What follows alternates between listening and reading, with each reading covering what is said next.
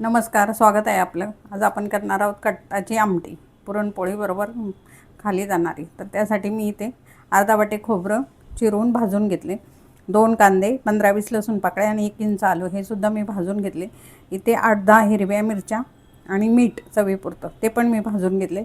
इथे डाळ आणि तांदूळ 2 चमचे डाळ आणि 1 चमचाभर तांदूळ असं हे मी भाजून घेतले आणि त्याबरोबर मी कोथिंबीर घेतली. ह्याचं आपण आता वाटण करून घेणार आहोत.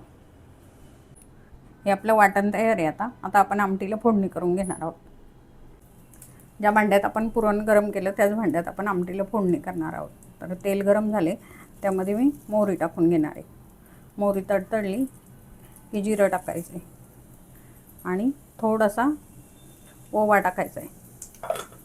वाटलेलं वाटण टाकून घेणार आहे. वाटण छान आपल्याला हे परतून घ्यायचं आहे. त्या वाटणामध्येच आपण 1 चमचा गोडा मसाला, 1 चमचाभर आपला घरगुती मसाला आणि अर्धा चमचा हळद टाकून घेणार आहे. आणि आता आपण हे व्यवस्थित तेल सुटेपर्यंत परतून घेणार आहे.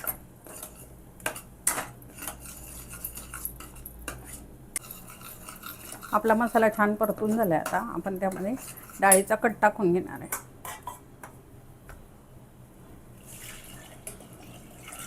आता आपल्याला जेवढी आमटी करायची तेवढं पाणी टाकून घ्यायचं आणि पुरणपोळीच्या आमटीला नेहमी थंड पाणीच वापरायचं आहे, गरम पाणी टाकायचं नाही आहे.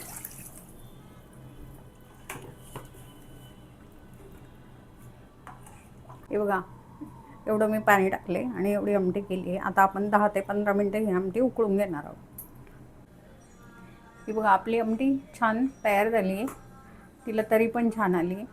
बघा, मस्त तरी आली.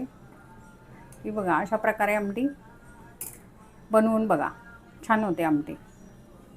तर आज आहे नागपंचमी, तर तयार आहे आपली पुरणपोळी आणि कटाची आमटी. जर तुम्हाला ही रेसिपी आवडली असणार तर नक्कीच आमच्या चॅनलला लाईक, शेअर, सबस्क्राईब करा. थँक्यू.